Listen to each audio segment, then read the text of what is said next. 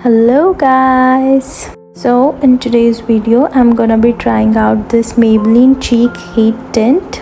I am in the shade 30, which is Coral Amber. So it wasn't available in India, not yet, but I want to try it out. So I just applied the product both the sides on my face. I tried to blend it with my finger, but then I use a sponge.